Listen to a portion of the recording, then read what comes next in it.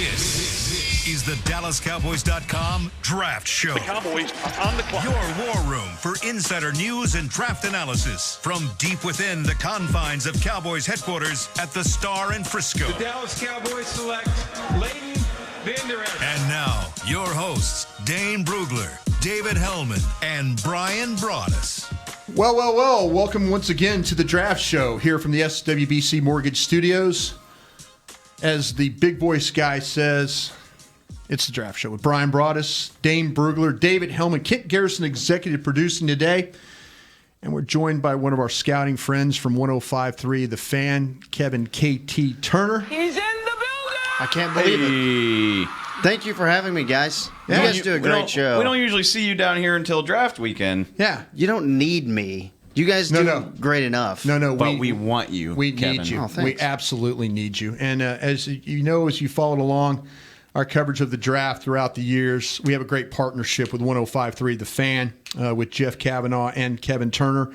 This man does a lot of studying. Matter of fact, last night he was in here. We were banging away on some tape and trying to figure some of these positions out, and we're getting down into the last kind of bit of it, Dane. We're down to the last 35 days or so before the draft. You feeling a little pressure right now? It's nothing but pressure this entire process because you just wish you had more time to watch more of these guys because and that's one of the toughest parts of scouting is when do you know enough's enough? Okay, I just watched 4 tapes of this guy. I could use another one, but I think I know him.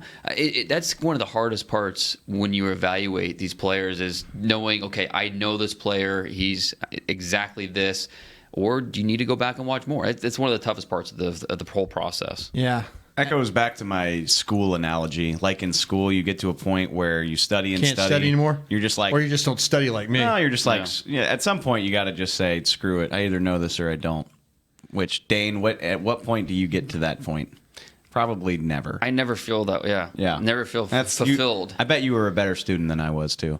Well, I mean, I love this more than any other class I took in school. So that's fair. KT, how's your journey been? I mean, we're picking you up here with a month or so. How's your journey been as far as have you? And I know we're going to do something today in the second half that's a lot of fun. And I'm really excited you're here to be a part of that. Well, see, my journey, it gets to a point, especially at this point where you go, pro days are happening and all that stuff, and you go, okay, I think that matches what I saw and what I know. Right. And then for this year, my journey's been horrible with linebackers, but I've never really been great at linebackers. But one thing that I always go back to is I find myself trying not to listen to you guys too much because I don't want it to affect how I feel. But then I also remember, at least for me, that there really is no Mount Everest here. So no matter what I think about a guy, that guy could always end up proving you wrong, So you're always going to miss on someone, I think. Yeah. And then you always have a guy that and it follows you for 30 years of your career. See, and there are a few guys who you call them pet cats. Guys you'll go to bat for. Yeah. And you go, oh my God, he ran an 8.08 on a 3-cone drill. What am I going to do, Jalen Ferguson from Louisiana Tech? Yeah. Yep. I think that, and KT's absolutely right here. I think that, we get into a situation. I had a scout stop by, as Dave can attest, as everybody can attest. I've got a huge candy bowl on a desk behind where I sit. Yeah, Dane knows about it better than I do. Dane's a scout through and through. KT will eat some candy on you, too. He'll stand up in the middle of film and start just munching on candy right in the middle. I gave up chocolate for Lent, so it's been rough. It's been rough? Yeah. Well, scouts love chocolate. Scouts just loved it. They get nervous and they like to eat. And another story for another day. But, you get to a point in time, though, like I said, where you're trying to, you're evaluating these guys. And you're kind of you're saying, okay, do I have this guy right? And I had a scout come by, grab a couple pieces of chocolate from me last night, and he goes, I don't want to listen to anybody tell me about these players. He goes, that's the problem. He goes, I want to evaluate these players, and then I want to go into a meeting. I don't need somebody to confirm it for me yet. Don't tell me about the player. That's like when I watch film with KT and Jeff. I watch these guys, or you might have watched guys too, and you're like going, I'm not gonna tell you about this guy. You tell me what you think about this guy. Because sometimes you get, with scouts, sometimes like, oh, well, this is what I think about this guy. Yeah. And then you haven't done the player, and now you're thinking, man, that guy's usually right about players. So you don't want to get influenced by that, It's confirmation bias, 100%. Yeah. Yeah. So I mean, it might be my phone doing that, guys. Yeah, I'm that sorry. was your phone doing that. Sorry about that. That It's was okay, on Papa Periscope. Broad. Welcome to Periscope, by the Yeah. way. But yeah, I think it's kind of one of those things you have to be careful. I mean, I don't like. I'm with you. I don't think there's enough tape you can watch. I think I'm always trying to watch, even on draft day. I think I'm going to try and watch down to the bitter end. Watch some more guys. And you're right about the test thing, though, too. I'm just going to roll up and say, we got it or we don't. You got it or we don't. Okay, guys, KT mentioned this. Pro days are happening right now. We got some big days that have been happening. Alabama, Notre Dame, Ohio State, just to name a few. Is there, we've seen some guys, run some times that, and I'm talking about a guy like Josh Jacobs, the running back from Alabama. And all of a sudden, when does the film, and I want to kind of get into this for you guys when you're watching tape, and when does the film just totally take out anything to do with the work? I know KT was mentioned about the Louisiana Tech kid, Ferguson. But when does the film just say, you know what, Jacobs runs a 4.63, I'm fine with that. He's still my number one back. When is that in your head? When does that start to happen? When does that, when do you just say enough? I'm not going to look at that time. Holyfield's that way for me. Holyfield from Georgia, the running back. Brian bit my head off yesterday when I told him about Holyfield's time at the Georgia Pro Day because he just goes, turn on the tape, Dave. Just turn on the tape. Yeah. Tell me. Just go ahead and tell me. Yeah. See, to me, I get to a point in time where I watch that tape, and and you and I get into discussion about Jawan Williams from Vanderbilt. And I'm thinking, but you're like, well, Dan brought us the tape, shows you he gets run by sometimes. But I think he ran a 4.54 the other day, which made me feel a little bit better at Vanderbilt. But when do we do this? When do we say, God, we just don't get influenced by the numbers here?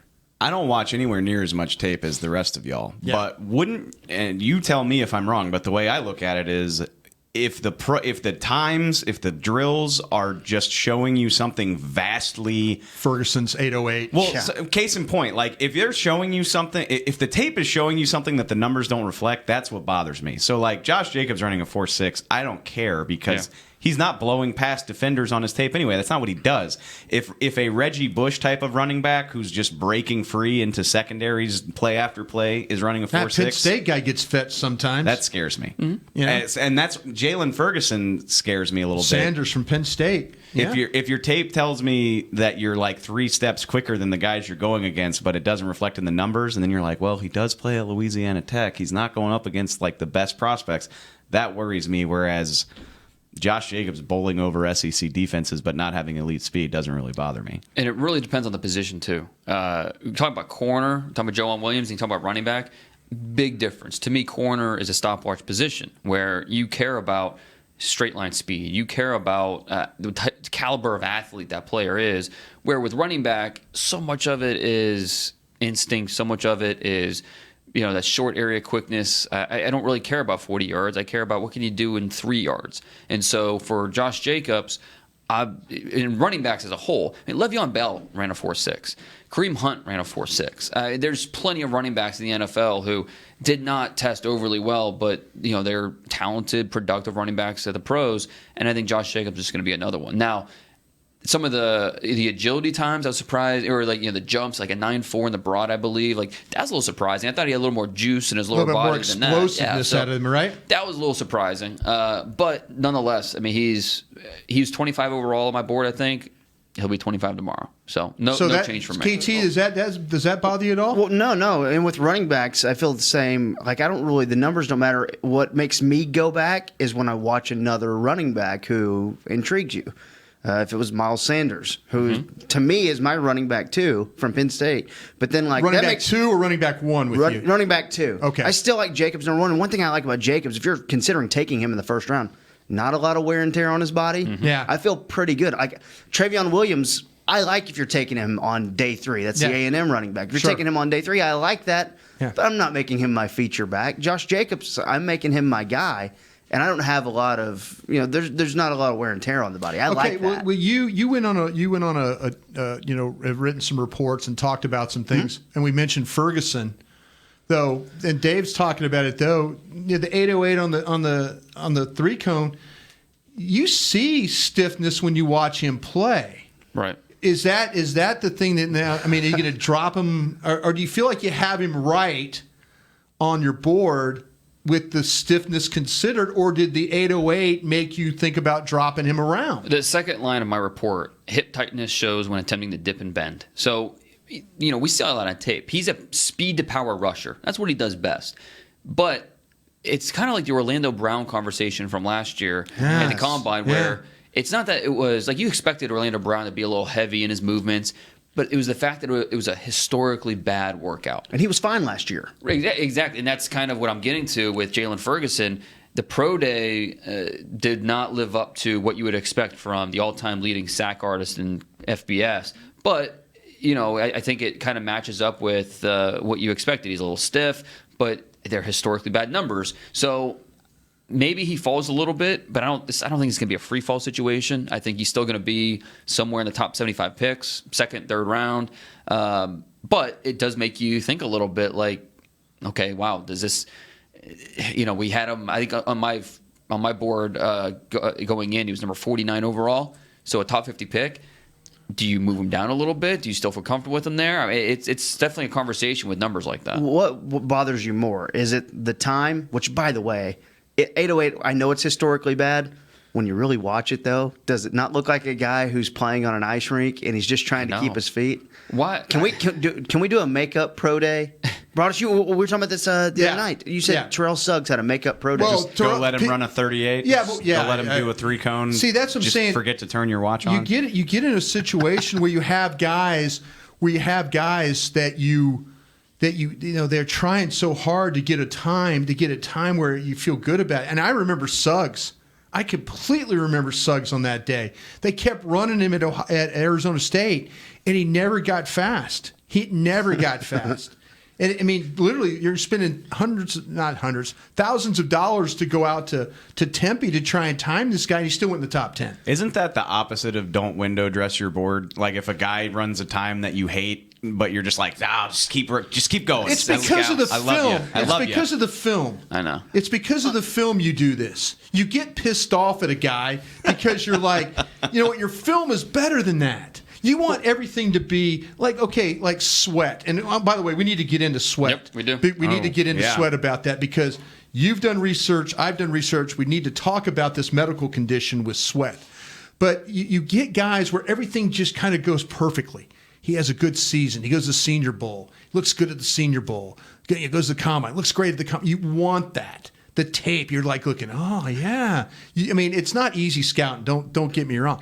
But you live for those players. It's like it all makes sense to you. Do those numbers worry you more, or does it worry you more that a lot of this production was happening against UTEP and God rest their soul, North Texas, my alma mater, or Southern Miss? Because to me, you see him do it to LSU. You see him do it to Mississippi State. That's he knows how to finish. When you watch the LSU game, Mississippi State, you're going, okay, he's running the same. I'm watching Polite and all these other guys run around LSU and those guys. So yeah, I mean, it helps me to see that kind of a competition with the guy. This is also an example of the NFL kind of screwing him over, not being able to go to the Combine. Yes. He knew he had one shot, one pro day to get this right. Yeah. And that's a good point. And I'm not saying he was going to run, a 6'8" 3-cone at the Combine, but knowing that I don't think he's going to run 808. Right. Exactly. That's what I'm saying. I think he might have been better at the Combine. That's a bigger story about the guy now, isn't it? Well, that's what I'm saying. Like he kind of got screwed over a little bit because of a fight 5 years ago in a McDonald's. Like, it's not something that should have precluded him from attending the Combine. So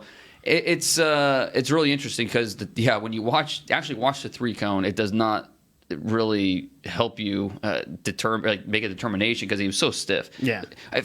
First of all, if you're doing those times in testing, why even do the drill? I'd rather take a 0 and say I'm not ready. I'm not ready for the drill. Right. I know that sounds bad, but an 808 is worse. Bad advice. Yeah. So I'm not sure why he did the drill at the pro day to begin with. Yeah. Okay. Talk about Montez Sweat from Mississippi State. Here's a very talented. Deja vu. A lot of people have talked about him as potentially a top maybe 15 pick in this draft. After the combine, you went from saying maybe top 15 to maybe the top 10. And then the medical news came out about a heart condition. Get into what you've kind of learned from some teams. Yeah, and it's funny. I was tipped off about this last week, and you and I both did some research, and in the process of our research, Ian Rappaport from NFL Network had the report. But it's basically the same thing that happened with our Michigan guy last year, Maurice Hurst, right? Kind of an enlargement. There's just concerns about yearly routine checkups, but a few big differences between him and Hurst. First, he was allowed to work out at the combine, which is a big part of this. Like if the doctors, if they sent Hurst home to get more testing with Sweat, he was allowed to work out. That's a big thing. No prior episodes with Sweat. That's a big difference between him and Hurst.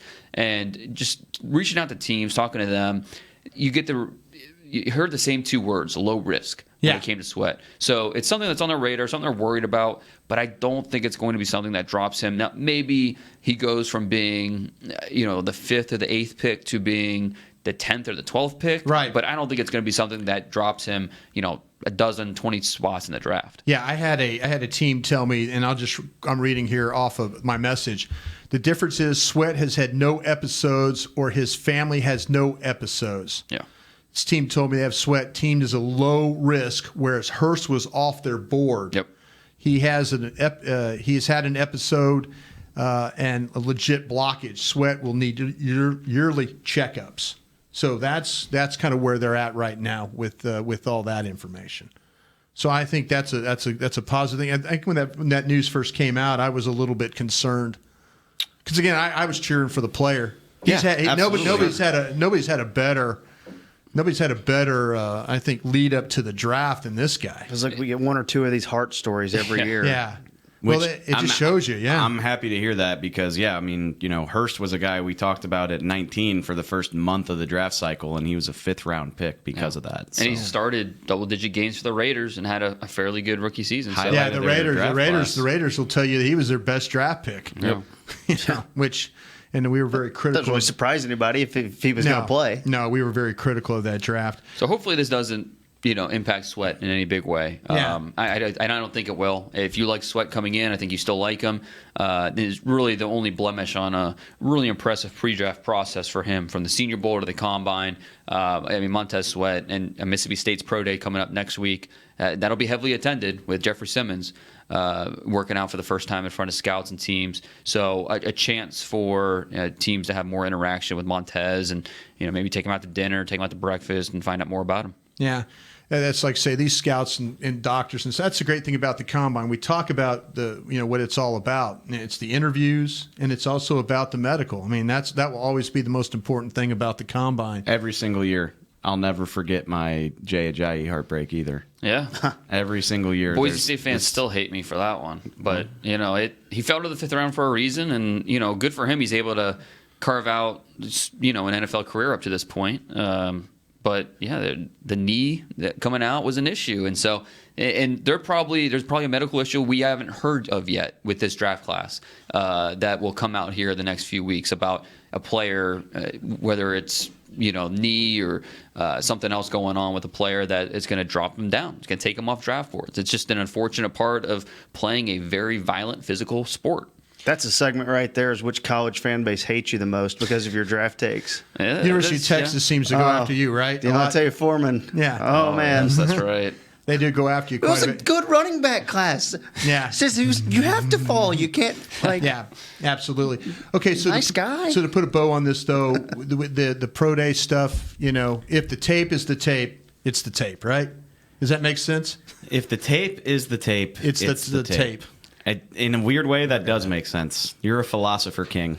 Pro days are the same thing as a combine. It's a cross-checking exercise. It has, make sure it matches up with what you saw on the tape. If it doesn't, you go back at the tape and, okay, you know what? Did I miss something? Okay, I didn't. He's still a really good player on tape. I'm going to trust that. So that's all it is, and it's something that there's a reason these teams are deployed to every single pro day around the country, Right. whether it's a big one like Alabama or Louisiana Lafayette. So Yeah. there's a reason they go to all these pro days, get these times, meet these players. It's just another step in the process. Okay, when we come back, we're going to hit some Twitter on the 20, so stay tuned. Kaboo, Texas is 3 days, 6 stages, over 100 artists, including The Killers, Lionel Richie, Leonard Skinner, Miss Lauryn Hill, Kid Rock, Alanis Morissette, Little Big Town, The Avett Brothers, Counting Crows, Pitbull, Sting, The Black Eyed Peas, and the list goes on. Don't miss Kaboo, Texas. Single day and 3-day passes are on sale now. Visit KAABOOTexas.com to get your passes today. Essilor has been helping Cowboys fans see better since 1972 so they don't miss a moment on the field. Get glasses with Essilor's best vision, clarity, and protection with the Essilor Ultimate Lens Package. 3 innovative technologies in one lens. For a limited time, you can double your lenses for free when you purchase the Essilor Ultimate Lens Package and get a second pair of frames. Find a participating eye care professional and details by visiting EssilorUSA.com. That's EssilorUSA.com. Terms and conditions apply. Do you want the most interesting, up-to-the-minute Dallas Cowboys news straight from the Star in Frisco? How about exclusive and on command? That's right, news and nuggets you can't find anywhere else. With our exclusive Cowboys content on Alexa, you can have all the answers, secrets, stories, and more. What's Stephen Jones thinking during a game? What's Joe Looney's favorite pregame meal? We take your questions to Cowboys players and coaches, and you can hear the answers directly back to you. Just say, Alexa, open Dallas Cowboys. If you're like me and you love... if you have a thing, then cutting the cord is scary. But then I found out I could switch to DirecTV Now and still get the live sports I love. No satellite needed, no bulky hardware, no annual contract, just... Get the live sports you love. Try DirecTV Now for $10 a month for 3 months. Visit DirecTVNow.com. DirecTV Now. More for your thing. That's our thing. Use code REALDEAL. Limited time. Price for little package. After 3 months, renews monthly at full price. Currently minimum $40 unless canceled. Prices may change. New subscribers only. Cancel anytime. Content varies by package and may be limited. Restrictions apply. A man's Stetson doesn't just protect him from life's elements. It projects an unstoppable and legendary spirit, just like the men wearing silver and navy on the field every Sunday. Since 1865, Stetson hats are American-made with pride right here in Texas. They are still the official crown of all self-respecting Cowboys. And Stetson is proud to be on the field with America's team. Find Stetson hats in the Pro Shop or at Stetson.com today. Dr. Pepper is the one you crave. But how do you explain that craving? Imagine being shipwrecked on a desert island, alone. Glass-like curls of surf pound the shore with Dr. Pepper-colored waves. Surrounded by desire, but you can't drink it because it's the ocean. Fish live in there. The only thing you want is Dr. Pepper, and you can't have it. Now that is a Dr. Pepper craving. Dr. Pepper, the one you crave. Hey everyone, it's Ed Cahill, co-founder of The Draft Show, and it's time for Twitter on the 20. Twitter on the 20. Take it away, Tiny Jim. Thanks, Eddie boy. Love that. Let's get right into it. Daniel Buchanan wants to know, he says, are we being the Cowboys, are we on the wrong path of what running back they are looking for to pair with Zeke? They had Rod Smith and they drafted Bo Scarborough. Who's going to be on their radar for those types of backs? Talking about the bigger... Yeah, that's an interesting point. I mean, we know the Cowboys... They want a real back. I'm talking to folks. They need running back depth. Yes. I think there's a misconception that they're looking for purely scat backs because that's what they were looking for last year. Right. Although, they could use both, right? They could. They need a complete back, but they could use a scat back too. It just sounds like to me that they're more interested in the complete back. That they realize what happened to Zeke last year. It's not great to take Zeke off the field at any point in time, but I think they even realized by the end of the season that the wear and tear had just taken too much of him. Yeah. And the idea of a defense not getting a break, I got to go tackle a big load. Now, this was not official, but there was reports in the last couple of days that the other Ohio State running back, Mike Weber would be a visit. Now, again, not official or anything. Yeah. We'll have that for another day. Well, they're not going to make it official no matter what, so that's up to us. But you see things on Twitter and you go, let's find out about the player. Yeah, okay, speaking of that real quick, Okay, shoot me a scouting report on Mike Weber, and then I want you to follow up on your scouting report on Mike Weber. Numbers I have on him: 5.095, 211, 4.44. Didn't really see the 4.44 much to me. Didn't see a guy who ran with a lot of vision, but you did see a guy who, like, here's the hole. I'm going to get what's there. Right. I'm not going to make you miss very much, but if it's there for me, and this offensive line can create holes, if it's there for me, I'll take the 7 yards, and there it is. You know? Exactly. No, I think that sums him up. He's not explosive, but he's quick. Right. And I think he shows at least the baseline traits of what you're looking for in a blocker and a receiver. Sure. I don't think he's above average in either of those categories, but I think average would be fair. But he's not the biggest guy, which you worry about in pass pro. But when they threw it to him, he did an okay catching the ball. I don't know. I view Mike Weber as a dime a dozen back. I kind of thought the same thing when I stuck him down there in the 6th round. Right. Yeah. Late day 3 guy. I didn't, and I know that's right where the Cowboys would probably like to draft you've got a great way of evaluating, and I like it, and I think that more people should use it. The 5-6, thing, and it's not riding the fence. You're really saying, okay, late 5, early 6 is where you're, instead of just saying, oh, he's a 6th round guy. I kind of like that. I mean, I've always been from this theory of put him in the 5th round, put him in the 4th round. I do like the way you could split a guy. But you could say, I feel good about him as compared to the other 5th round running backs, but he's really closer to a 6. But I don't want to bury him down there. But this guy to me is like a 6th round player. You nailed him, KT, and then Dane over the top with to make it finish it off. Let's knock out all the running back talk with a follow up from Dusty, who makes the astute observation. He says the Cowboys have gone after almost every position of need so far in free agency except for backup running back. They seem to want to draft instead. He wants to know what round are you comfortable doing that, but I want to add a caveat on top of that, which is to say, do you think they will go into the draft with just what they've got right now, which is basically Zeke, Darius Jackson, and Jameis Olawale, or do you think they will add a guy before they go in? I think they're going to draft. Yeah, I personally think they're going to draft. So you don't think they bring in any type of veteran at all? I don't get that vibe. Yeah. I just, KT studied backs, Dane studied back. We've all studied backs. It kind of goes against the philosophy, though. Even if it's not a high need, you're going into the draft going. They kind of think that Olawale could be like a single back runner. That's kind of what I worry about. Yeah. They're like, well, Jameis can do it if we don't get the guy we like. They think he could be a better Rod Smith. They want bigger guys. Yeah. Yeah. I'm all for waiting on the draft. Absolutely. Personally, especially at the running back position. Yes. Get a young kid. Yes. Let him come in and be a contributor and let him work his way up the depth chart. That's the one position I feel like that you can bring a rookie in and he has success. I mean, you got everybody else. You got an all-pro in front of him. Yeah. And I think part of that question, anywhere on the 3rd day, I'd be fine with the running back.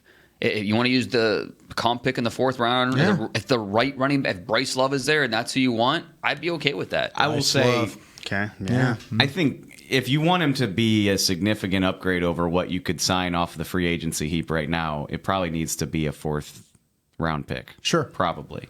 This thing's got some stretch to it, though.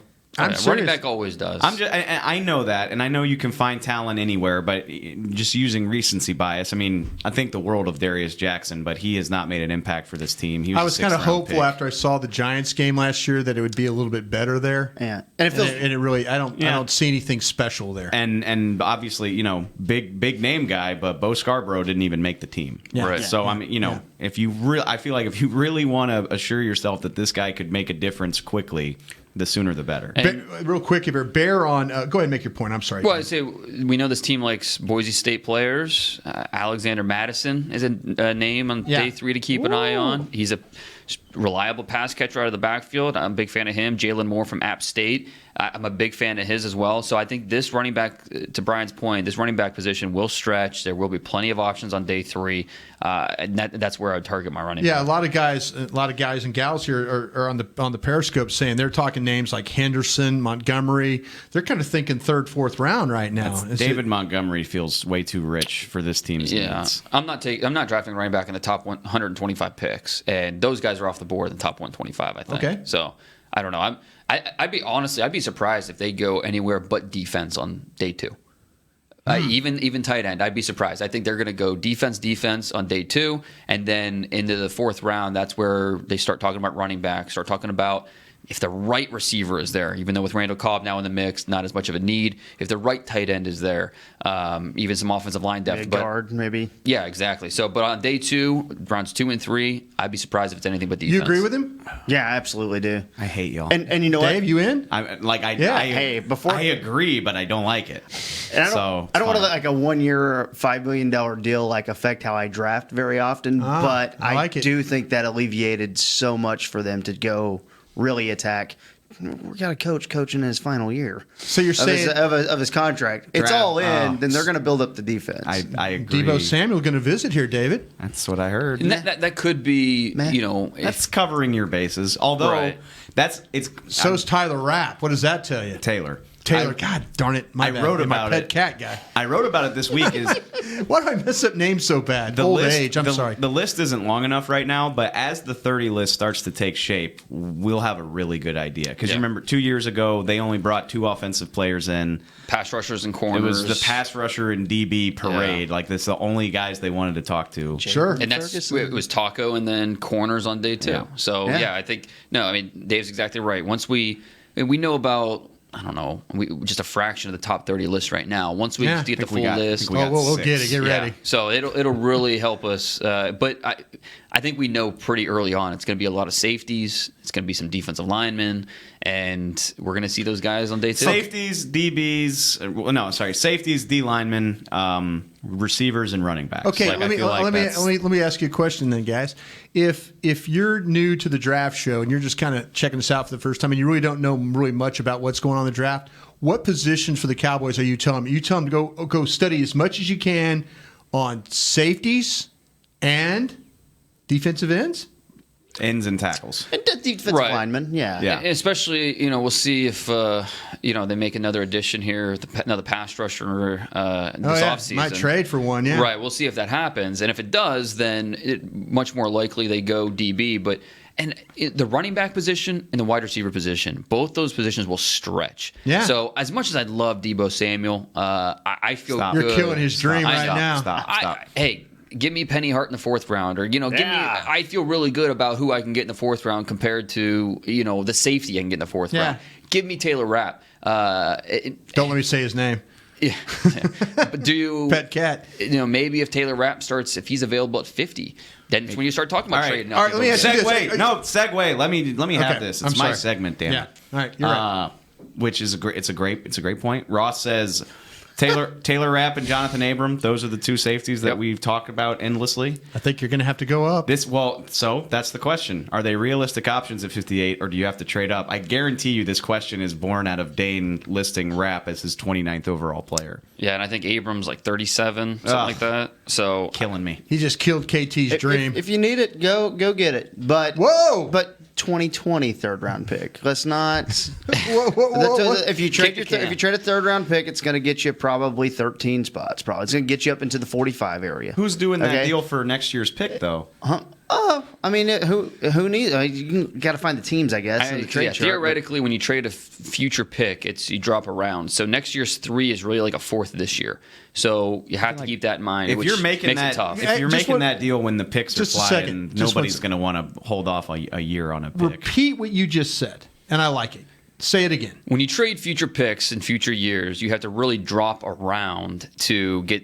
To try to figure out the value. So if you trade a 3rd rounder next year, it's really like trading a 4th rounder this year. It is. So a lot of people ask that question. That's how teams view it. Yeah. Okay. But even with the Cowboys team who's picking fairly late in the 3rd round? Yeah, because I think if I'm a team and I'm taking that trade, I would bet on them not doing better than what they did this year. And that's fair. That goes into the thinking. We did with Buffalo that one year. We got the 10th, and their pick was worth 20. Yeah. But even still, though, flipped. If you're on the clock, that means that there's a guy there that you love, more likely than not. And so you're saying, all right, I'm going to go away from this guy. What are you giving me for it? And so who's going to say, Yeah, it's going to hurt a little bit. I'm happy. I'm happy giving up this player that I really like, and I won't get to use another pick until next year. Like, I don't think that's super realistic. The idea is to have 10 guys that you like, and then let them fall to you, and don't make a move until you have There's teams like New England. They're like, come on, just bring. Yeah. I'm just giving you an example of a team that says next year. Yeah, sure. An example of a team that operates like no other in the league. But then you're asking how much better is Rapp and Abram than Thornhill or Gardner Johnson or whoever, Yeah. Right. Savage. Are you going to be I like heartbroken Savage. when you draft a safety like Juan Thornhill at 58 as opposed to trading up for a Rapp or an Abram? How does that sit with you? Can you sleep at night with Beyonce that? Thompson? So we don't feel good. He got a wrist injury. They're trying to fix. Yeah, we'll see. He's supposed to run hopefully April 2nd. Come see me at 90. Yeah. We don't feel good about either Taylor Rapp or Jonathan Abram being available at 58. No, I don't. It would be a big surprise. Okay. Something has to happen. A gas mask has to appear, something like I'd be that. surprised if they fell out of the top 50. All right. Well, if they're there at 50, then What happened? Wildest draft thing ever. My God, I remember sitting there like, here's another. This is related. This is related to. I really like this. This is a smart question. I think y'all tell me. We got smart followers. Joey says, I know Chris Richard likes his cornerbacks to be a certain size. Right. But how does he discriminate against small safeties, or what is his prototype for a safety? We don't talk about that. We don't. He mentions Darnell Savage and wonders if that fits within the archetype. I don't know the answer to this. That is a good question, yeah. Because Earl Thomas is not a super big guy. Cam Chancellor is a super duper big guy. He had both extremes with Thomas and Chancellor. He loves Xavier Woods, and Xavier Woods is by no means a big guy. I don't know. Y'all shed some light on this for me. Okay, Thompson, 5'10", 6", like 198 kind of thing, right? Is that kind of what we're talking about? Beyonce Thompson? No, Darnell Savage. I'm sorry, Savage. Mm-hmm. Yeah. Yeah, he played corner earlier in his career. I mean, he's basically the size of a corner. Yeah. God, he's a good player, though. He's a good player. Guy from Maryland. Yeah, Man, LaMarcus Joyner type. Yeah. I mean, this guy's got no problems moving. He is a smooth guy. Just looking at my notes and stuff. And I remember just off the top of my head how, the ball would go to the corner and he was chasing and moving. I mean, instant speed. Yeah. He has no 640. He's got no problem carrying guys. He really does. How much more do you like Savage than I've got Savage ahead of the guys I'm about to mention, but then Gant, Redwine, and then those are way different players. Right. I've got a third on Savage, which he could even go. I mean, if you want Savage, you're taking him at 58. Wow. I've got Gant. He's not wrong. Maybe I've got that's Gant the name to know. 3-4. Who else? Redwine. I've got a 5-6 on him. I'm not a big So Redwine Gant, fan. you could hypothetically get at 90 if you want Jonathan Cyprian. Gant is Marshall, right? But I think I'm not convinced that Gant's going to be necessarily a long-term starter. Where I feel better about Savage being a starter in this league. To answer, Boy, you got your fastball today. To try to answer Joey's question, I don't think size matters so much but what do these guys do? So can Darnell Seems Savage... like it's more important at corner for him than it does safety. But can Darnell Savage play in the box? Because I would imagine that's what they're looking for, which I know they typically are when you talk about safeties, you're like, can he cover? But have you seen him, KT? Yes, absolutely. I think this team is in love with Xavier Woods as their free safety of the future. And they should be. No, I'm not. I have no problem with that. So, but what I'm saying is, if they're looking for a safety in this draft, I would bet it's going to be a guy who's good in the box. I think Savage, when I saw him, he wrapped up as a tackler when he had to. I didn't see anything that led me to believe that he was a coward by any means.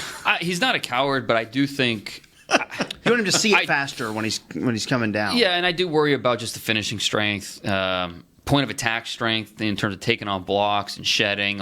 There will be some issues there. He'll do a better job of avoiding those blocks because he's so quick. Sure, but if he gets locked up with a tight end on the edge, tight end's probably going to win. Yeah. And that's just to Dave's point. If they're looking for more of a box guy, I'm not sure he's going to necessarily fit. I think he is more. Darnell Savage is more of the nickel free safety, the guy that's a matchup guy because that speed and that athleticism. Cover, yeah. If you look at Rapp and Abram, two safeties we know they're interested in, those guys are more of the box variety, strong safety. They've got some, they can play a little bit in pass coverage too, but they are, you put them down towards the line of scrimmage, they're going to hold their own just fine. Okay, how about Adderley then? Now, why do we never talk about him? Classic Senior Bowl bump.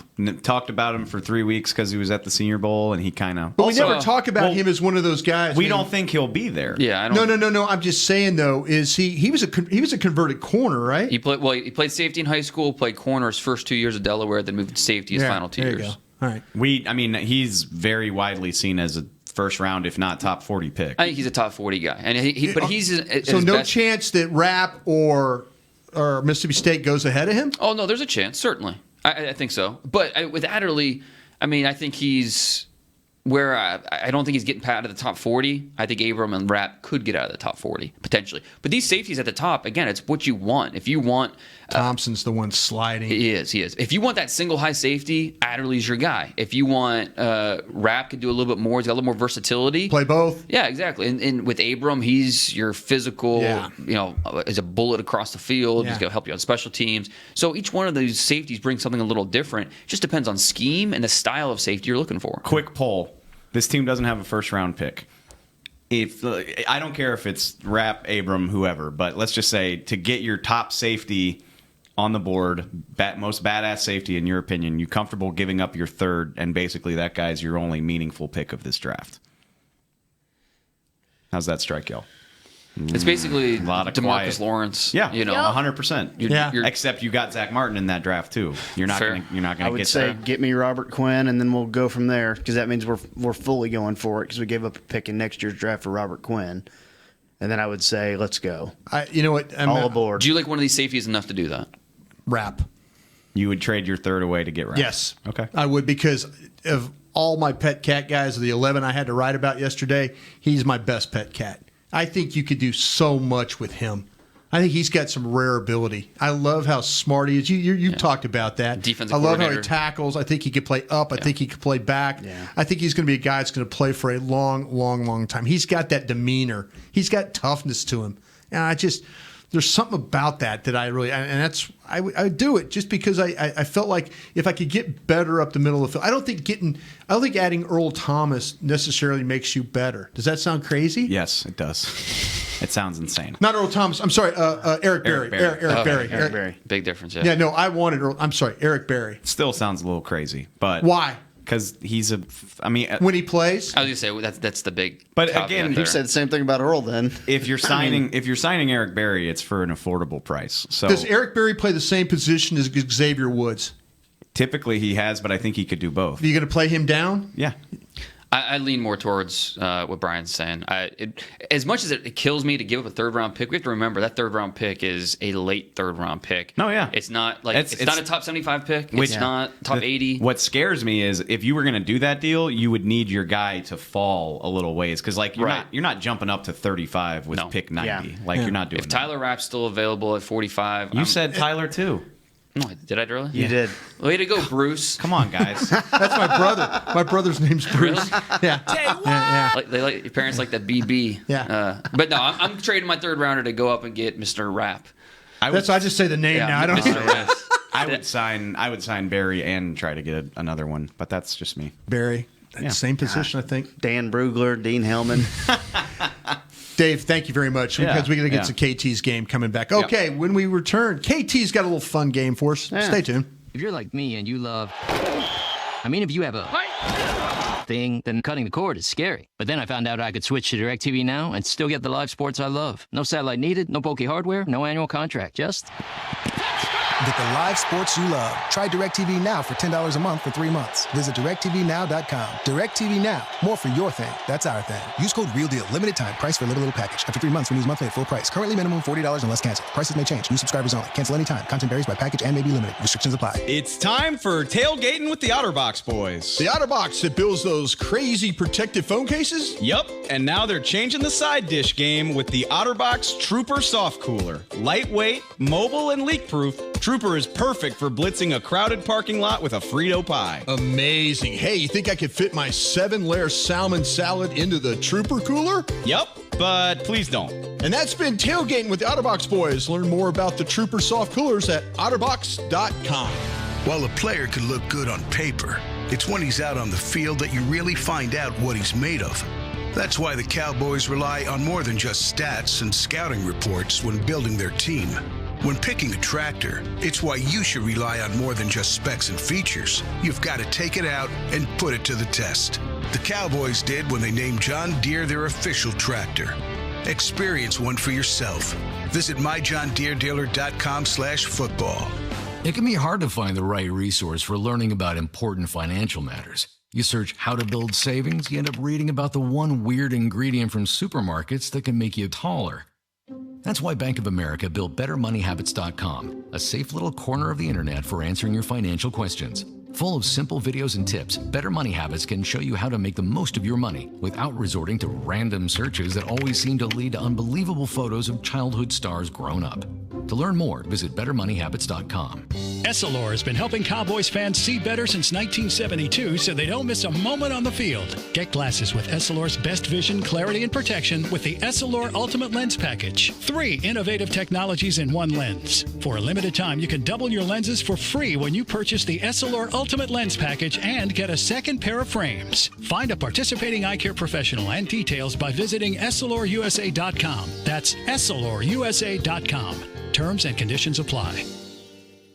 This is the DallasCowboys.com Draft Show. The Cowboys are on the clock. Yes, indeed. We're back here in the SWBC Mortgage Studios. Just want to say hello to everybody out there in Periscope, as always. Everybody out there listening to us. Our girl Mighty is traveling to Louisiana today to see some friends. A good friend of the Draft Show. We appreciate you, Mighty. Safe travels to you. Appreciate all our friends overseas, too, that listen to us constantly on DallasCowboys.com. We love you guys a lot as well. Okay. Kevin Turner, you're famous for this on 105.3 The Fan. By the way, you should listen to those guys daily. He's on the show 3 to 7. Always coming up with some draft content as well. What do you got for me today, KT? Well, I was thinking this would be a good opportunity. I'm going to be real selfish here and help myself out here. Mm-hmm. I've got a game called What Am I Missing? So if I feel like there's a player that I've watched and I feel like I've either heard you guys or the rest of the world be higher on than I am, maybe you guys can help me out. Gotcha.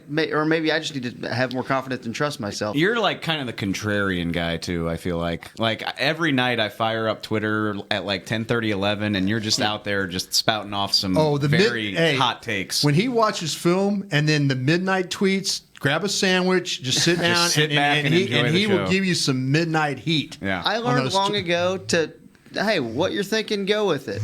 Well, this guy's group think. You're watching these players for a reason. Fun tweets. Doesn't matter what everyone else thinks. There you go. What do you got, though? Go for it. What do we got? Isaiah Buggs, defensive tackle, Alabama. I have him with a day 3, 4th round grade. Okay. I did not see a guy who was quick enough to really go make plays. I know he's probably just going to be a space eater. I'm wondering, am I missing something here? I know he nearly had double-digit sacks here. Hit me. All right. I watched. I did not see anything other than the fact that he played for Alabama when I watched that guy. When I watched him play, I sometimes wondered, is he hurt? Is he sometimes not moving well? What's happened when he runs? So, hey, nothing against Big Pooh here, but can you help me out? I think that he doesn't – there's nothing about him that says – like he doesn't have a dominant trait. There's nothing about him that says, okay, like – I'm going to hang my hat on this one trait that he has, whether it's quickness or power or instincts or whatever it is. I think he's just kind of average all around, and he's solid. I have a 3-4 on him. Okay. So I'm not completely too different than you there. Like when I was mapping out my top 100, like he was in the 90s, I believe, or 80s maybe. I was not all in. 98 overall, my top 100 board. So I'm not all in on him either. And I was really disappointed with – I liked his tape better than what he showed at the Senior Bowl. Than what he showed at the Combine. Sure. Really disappointed with the pre-draft process. And so, I don't know. Yeah, I'm kind of with KT. I lean more towards with KT there. Yeah, I don't disagree. I mean, I know a lot of people have talked about this guy pretty high, but I mean, you're right. When you watch him on tape, for a powerful guy, he's like a small area guy. Yes. It's just kind of like – he takes on guys, and you're thinking, okay, get rid of him and go. Go get to the ball. Everybody else in the crimson jersey is going to get to the football. And you're kind of just stuck there killing grass. Yeah, he's just kind of playing. I think there's a lot of people. Cake. Yeah, exactly. I think there's a lot of people, KT, that like this guy. And I'm surprised, again, the folks, the scouts that are watching the tape will tell you that maybe not so much. Yeah, maybe not so much. So maybe you're not missing anything. Okay, maybe I'm not doing anything wrong there. Okay. All right, but a lot of people like this guy. A lot of the media scouts talk about this guy quite a bit.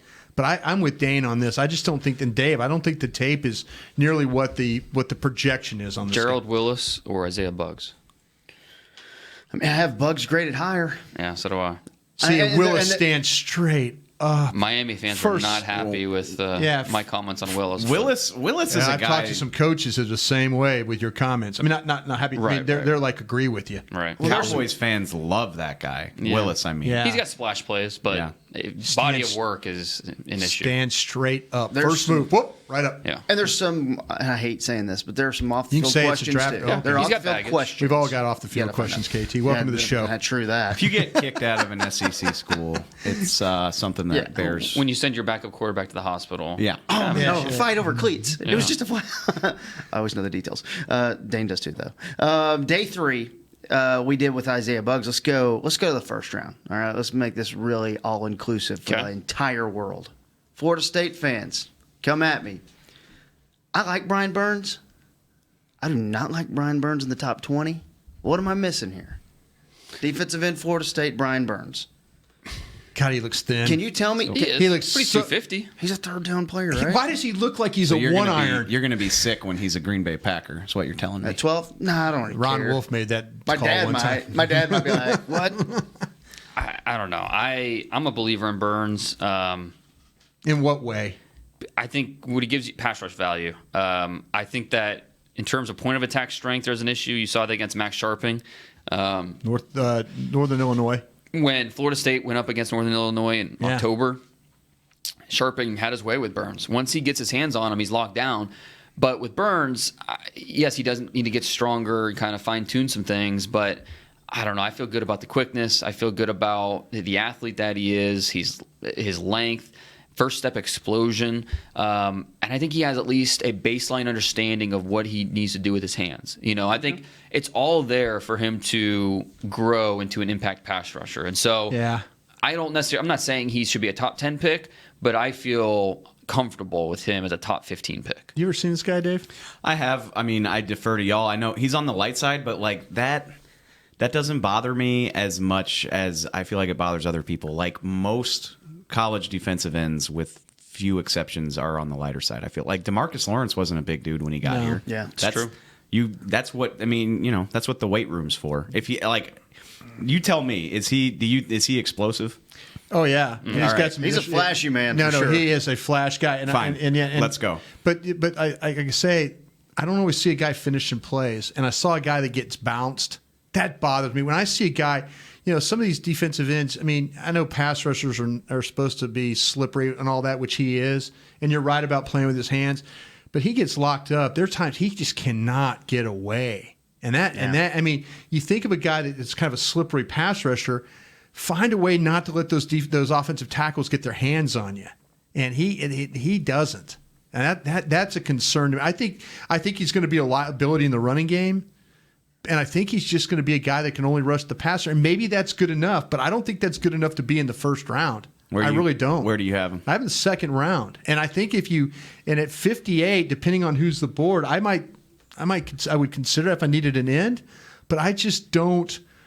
I have a real problem with how slender he is. I don't think he could ever get any bigger, and I don't think he'll ever be able to play the run well enough I think he'll be a liability playing the run, and that worries me. The fact that he came in at over 250 pounds at the combine, does that change anything for you? No, I think he had to do that. Sure, but he still worked out really, really well. He did work out well, but I don't know if he. Let's see if he could play that. Let's see if he could play that. I mean, I feel like, and there's other guys. There's a ton of guys like this. I feel like in the first round, there's bust potential that's there with him that would make me nervous if I was having a top 20 pick. There's a lot of bust potential at the top of this draft. Whether you're talking about him or Gary's another one that seems like he terrifies people. Okay, for next, Rashawn Gary. What am I missing? Yeah, Rashawn Gary is a difficult one for sure.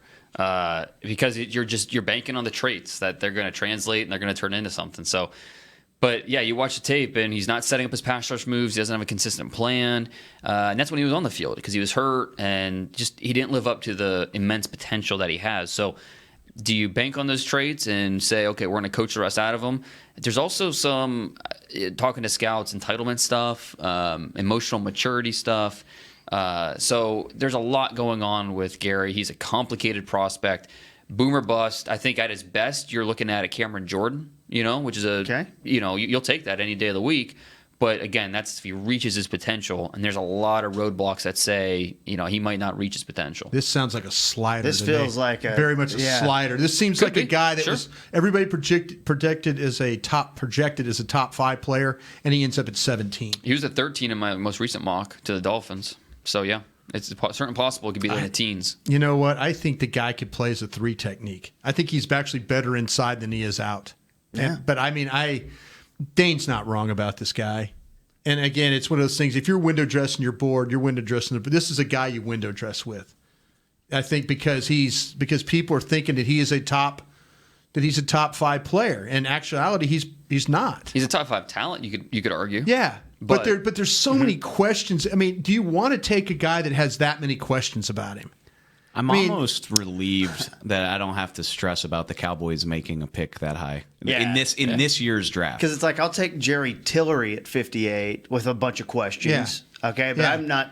See, that's what's going to happen. Gary at top 10. I guarantee the first night of the draft when he's taken, we're going to have the same discussion. Oh, certainly. We're going to have the exact same discussion about him. Yeah. Let's go offense. We haven't done offense yet on this. What am I missing? And Lord knows there's a ton of wide receivers. But what am I missing on N'Keal Harry of Arizona State? Dude, I'm agreeing with basically every guy you're throwing out here. I think I'm fine with Burns, but the rest of these guys, yeah. I'm worried about separation with him. He doesn't separate. And that's okay. And that's those guys. I think Treadwell is the guy who made me scared of all that. Yeah. Treadwell was the guy, by the way, too, when he looked at his time, which we talked about in the first segment. Looked at his time and go, okay, I need to go watch him again. Yeah. Right. And he go, yep, he's just not that. And I worry about that. I mean, I wanted to like him. I really wanted to like him. I'm looking at my wide receivers. I've got him outside of my top 10 wide receivers. He's at number 6 for me, wide receiver. I think he was in the 50s on my top 100 board. I like him. Yeah, kind of a lot of what you said. Like a straight line player. Yeah, exactly. If he wins more with physicality than route savvy or route quickness, but. He could do it against Pac-12 corners where, it's a crowded catch point, but he's physical, he's strong, and, he maintains his focus even with wearing a DB as a backpack. But can he do that against NFL corners? There's a big difference between the Pac-12 and NFL in terms of the corner play. Didn't do it against an NFL corner by the name of Byron Murphy. No, and that was love Murphy. And it's tough because of that offense. I mean, he didn't really do him any favors with the quarterback, Manny Wilkins.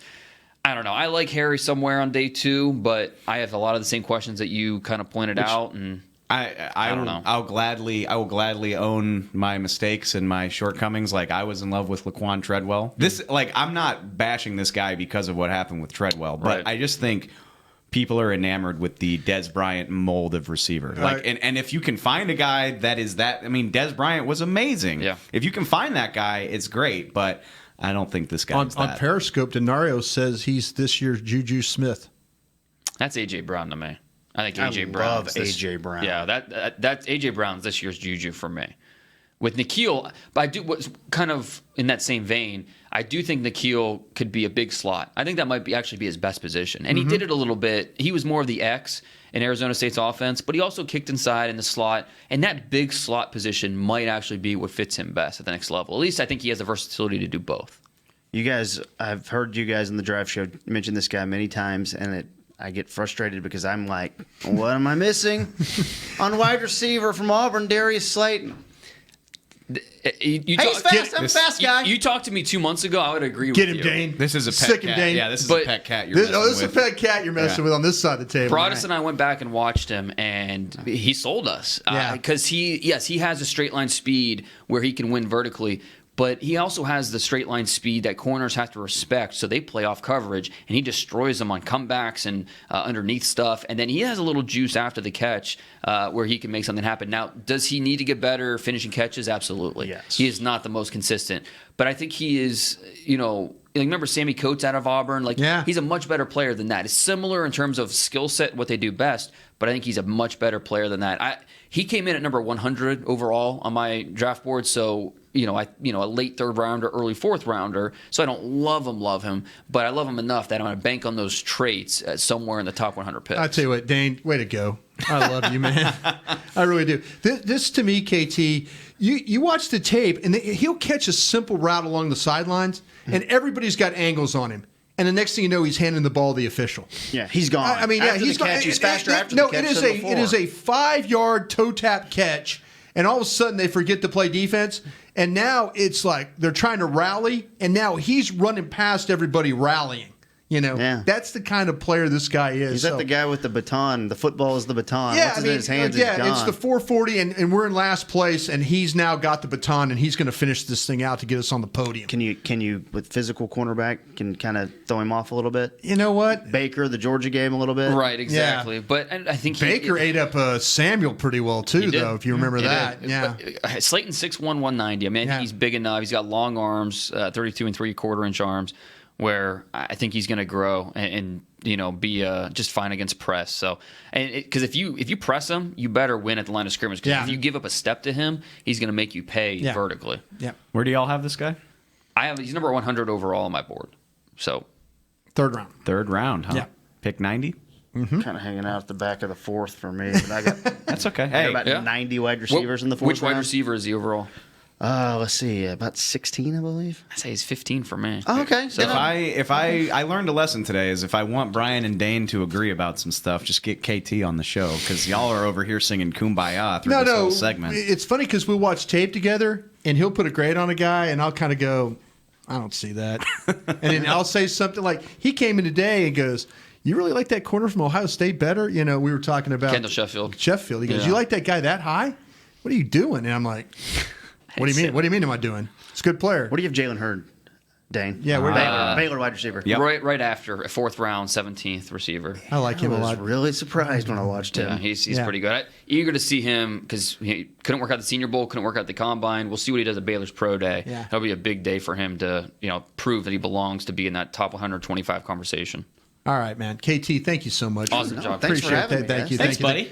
Well, that's all the time we have for the draft show today. I want to thank my scouting buddies, Dane Brugler, David Hellman, Kent Garrison, executive producer. Also, again, thank Kevin KT Turner. You'll see that face when we start the 3-day coverage of the draft here on DallasCowboys.com and with our radio partner, 105.3 The Fan. If you're out of town and you want to listen to some good radio, get the radio.com, right?